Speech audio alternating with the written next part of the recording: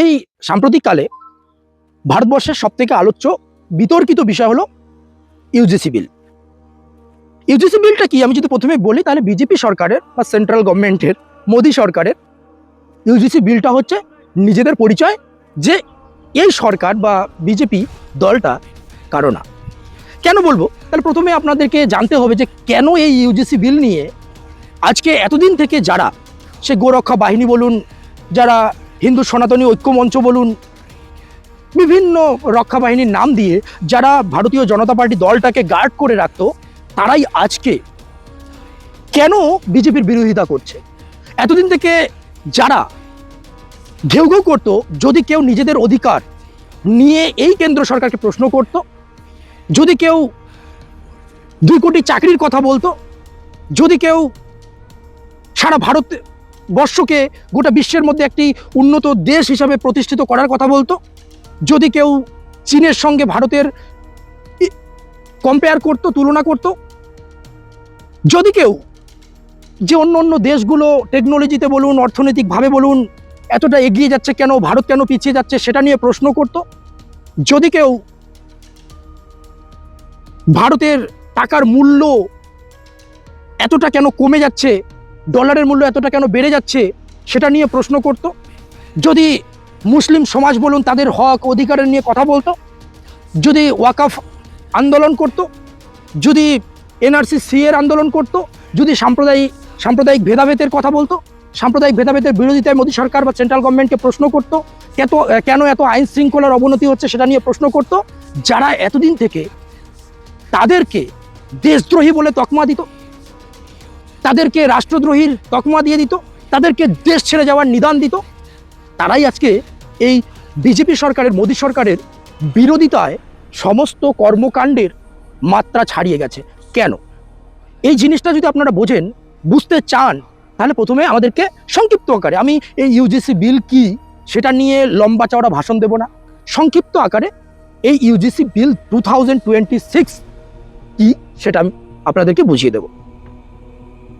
জানুয়ারিতে central government একটা বিল আনে, সেই বিলের মধ্যে বলা হয়েছে যে ইন্টার পাস করার পর বিএ বলুন, বিটেক বলুন, এমএ বলুন, এমটেক বলুন, এই সমস্ত ডিগ্রির ক্ষেত্রে কলেজ বিশ্ববিদ্যালয়ে যে জাতিগত ভেদাভেদ, যে বর্ণ ভেদাভেদ সেগুলোকে তুলে দেওয়া হলো। আর যারা এই জিনিসগুলো আগামীতে জাতিগত কারণে, ধর্মীয় কারণে, বর্ণ বিভেদের কারণে এই জিনিসগুলো নিয়ে কথা বলবে, তাদের নামে অভিযোগ করার জন্য একটা কেন্দ্রীয় কমিটি তৈরির ব্যবস্থা করলো।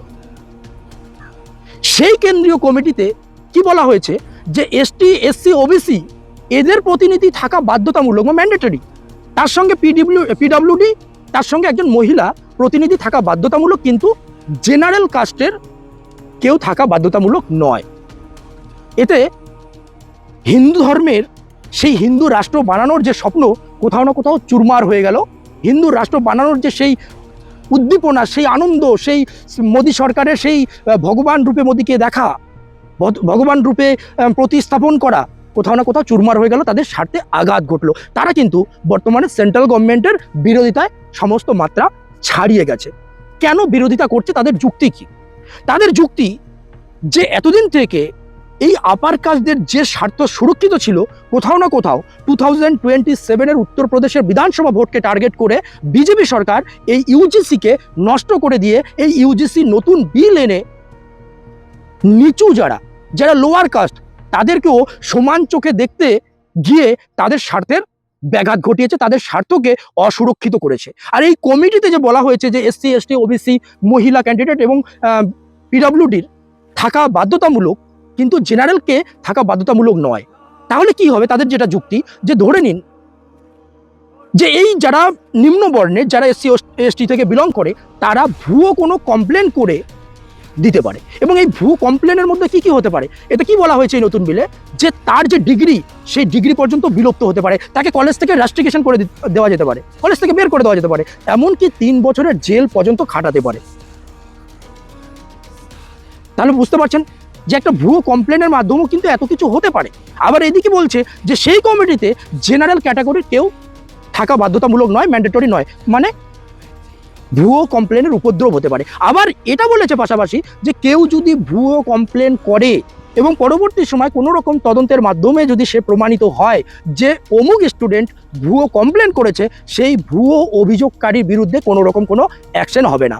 তাহলে তারা এই যে প্রতিবাদের ঝড় তুলেছে, এই যে এতদিন থেকে যে নরেন্দ্র মোদীকে পাপা বলে ডাকতো, যে নরেন্দ্র মোদীকে বিশ্বগুরু ভাবতো, যে নরেন্দ্র মোদীকে তারা সামনে এগিয়ে দিয়ে হিন্দু রাষ্ট্র বানানোর স্বপ্ন দেখছিল, সেই নরেন্দ্র মোদী যখন তাদের স্বার্থে আঘাত ঘটালো, তখন কিন্তু তারা আর এই দুনিয়ার সমস্ত হিন্দু এক হও এই বার্তা দিচ্ছে না, তারা নরেন্দ্র মোদীকে সমালোচনা করছে, প্রতিবাদের ঝড় তুলে দিয়েছে, বিজেপি সরকারকে উৎখাত করার পণ নিচ্ছে।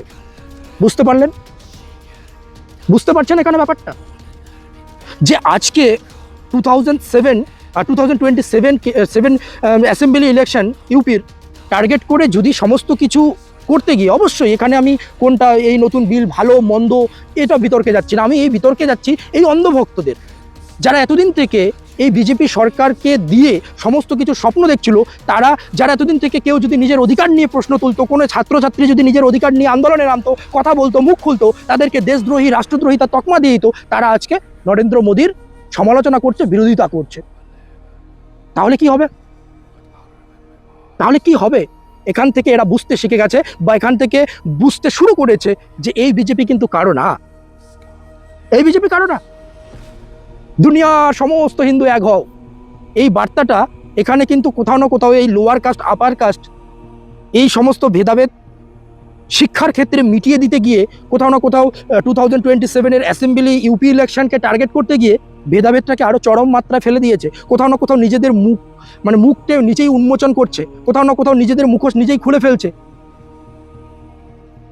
অন্ধ ভক্তদের আমি বলছি, এটা আমি বিজেপি সরকারের সমালোচনা করছি না, যারা এতদিন থেকে মোদীকে গার্ড করতো, মোদীকে কিছু বলতেই এক বিজেপির নেতা তো বলে ফেলেছে, আমি আপনাদেরকে শোনাবো সেই বক্তব্যটা, যে যারা যোগী এবং মোদীর না, তারা নিজের বাপেরও না। আমি শোনাবো বক্তব্যটা। मोदी और योगी को अगर अपना नहीं समझते तो वो अपने बाप को भी अपना नहीं समझेंगे। बात नहीं कर सकता। अगर मोदी और योगी से बढ़ के भी कोई अपना है और अपना कहने की बात कहता है तो वो गद्दार है देश का, वो देश का प्रदेश का भला। যারা এতদিন থেকে নিজেদের অধিকার নিয়ে কথা বলতো, যারা আমাদের ভারতের কর্মসংস্থান নিয়ে কথা বলতো, তাদেরকে যারা কাঠমোল্লা মৌলবাদী মোল্লা বলে গালিগালাজ করছিল না, তারা আজকে নরেন্দ্র মোদীকে গালিগালাজ করছে, নরেন্দ্র মোদীর সরকারকে গালিগালাজ করছে, বিজেপি দলটাকে গালিগালাজ করছে। তাহলে কোথাও না কোথাও তারাও কি ওই কাঠমোল্লা হয়ে গেল? প্রশ্নগুলো থাকবে কিন্তু। তাহলে এখন কি হচ্ছে বন্ধুরা, ভাবতে হবে আপনাদেরকে। আমি ভাবানোর জন্যই কথাগুলো বলছি, তুলে ধরছি আপনাদের কাছে, অন্য কিছুর জন্য না।